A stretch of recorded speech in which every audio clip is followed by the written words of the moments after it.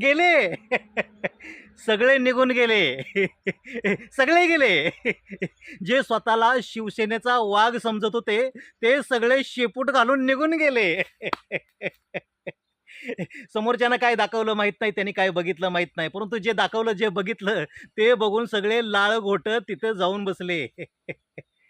परंतु लक्षात ठेवा, हे कोंबडीला जो दाना टाकला जातो तो तिला खाण्यासाठी नाही, तिला पकडण्यासाठी, तिला कापण्यासाठी.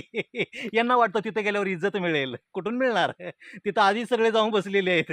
तुम्हाला कुठून मिळणार इज्जत? अरे इज्जत ही घरून मिळत असते.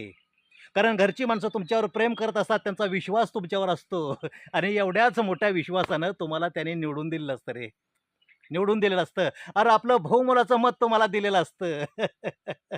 तुमचं ते फुशारकीचं बोलणं, तुमचं ते पुढारीपण, तुमचं ते पोटात शिरून बोलणं, याला बळी पडून जनतेनं मोठ्या विश्वासानं तुम्हाला निवडून दिलेलं असतं आणि त्या विश्वासाची टिंगल करत, त्याच्या मताची कवडीमोल किंमत करत तुम्ही दुसऱ्या पक्षात जाऊन बसता बिनलाजासारखे. लाजा वाटत नाहीत का रे? अरे ज्या पार्टीला डावलून ती पार्टी आम्हाला अजिबात नको असं म्हणून त्या माणसाने तुम्हाला निवडून दिलेलं असतं, त्या पार्टीत जाऊन तुम्ही बिनआबरूच्यासारखे बसता. तुम्हाला लाजा नाहीत का रे वाटत?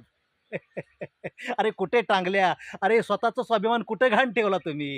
ही ही जनता ही जनता आहे आणि जनता तुम्हाला कधी माफ करत नाही, लक्षात ठेवा.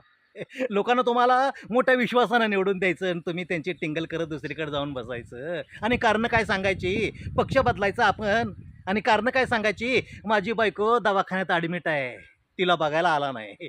माझी बायको वारली, आमच्या सांत्वनाला आला नाही. अरे तुझी बायको आहे, तू बघ. तुझ्या बायकोला बघणं तुझं कर्तव्य आहे. पक्षप्रमुखाचं आहे का? काय कारणं देताय? काय कारणं देताय? हे लोकांना कळत नाही असं वाटतं का? अरे तुमच्या या पक्ष प्रवेशामध्ये या लोकांचं हित, या समाजाचं हित कशातही नाही. ते फक्त तुमच्या स्वार्थासाठी आहे. हे न कळण्यात का समाज येडा नाही रे, येडा नाही. उगाच काहीतरी कारणं सांगत जाऊ नका. अरे असली फालतू कारणं जर सांगायची असतील तर त्या पंकजा मुंडेकडे बघा. अरे त्या स्वर्गीय गोपीनाथ मुंडेंनी या भारतीय जनता पार्टी पक्षासाठी आपला देह जिजवला. अरे या भाजपा वाढवण्यासाठी त्यांनी आपलं अख्खं जीवन वेचलं. अरे त्यांचं भाजपावर एवढं प्रेम होतं गोपीनाथराव मुंडेंचं, त्या भाजपावर, त्या कमळावर एवढं प्रेम होतं, त्यांनी आपल्या पोरीचं नावसुद्धा पंकजा ठेवलं. पंकज म्हणजे कमळ. अरे एवढं प्रेम, एवढी भक्ती, एवढी निष्ठा त्या गोपीनाथरावांची त्या भाजपावर होती. तरीसुद्धा जेव्हा गोपीनाथ मुंडे वारले, तेव्हा नरेंद्र मोदी सांत्वनाला आले नाहीत, अमित शहा सांत्वनाला आले नाहीत. परंतु असं असून सुद्धा पंकजा मुंडेंनी भाजपा सोडली नाही, त्यांनी आपला पक्ष सोडला नाही. याला म्हणायचं निष्ठा, याला म्हणायचं निष्ठा. शिका त्या पंकजाकडून काहीतरी. या जनतेने दिलेल्या मताची कवडीमोल किंमत करत, त्यांच्या भावनेशी खेळत, त्यांचा विश्वासघात करत पक्षांतर करताना या पुढाऱ्यांना वाटत असेल आता आपली चांगली सुरुवात होईल. परंतु काही जणांच्या बाबतीत पक्षांतर म्हणजे आत्मघातकी निर्णय झालेला आहे, राजकीय आत्महत्या ठरलेला आहे. काहींचा नावत राशी आहेत की पक्षांतराच्या नंतर ते या लोकांच्या, या जनतेच्या कायमच्या विस्मरणात सुद्धा गेलेले आहेत. परंतु नुसतं पुढाऱ्यांनाच बोलून काय उपयोग नाही. ही जनता सुद्धा तितकीच कारणीभूत आहे. जेव्हा हे बेताल पुढारी माकडं जशी या झाडावरून त्या झाडावर, या फांदीवरून त्या फांदीवर माकड उड्या करत असतात, तसे हे बेताल पुढारी या पक्षातून त्या पक्षात, त्या पक्षातून या पक्षात ओलांट उड्या करत असतात आणि ही जनता नुसतं बघत राहते, नामर्दासारखं, नपुसंकासारखं.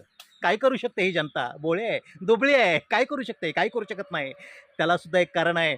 जसे हे बेताल पुढारी आपला स्वाभिमान विकतात, जशी एखादी वेश्या आपलं शरीर विकते, तसा हा मतदार सुद्धा आपलं मत विकून रिकामा झालेला असतो. काही करू शकत नाही. तो काय नाही करू शकत?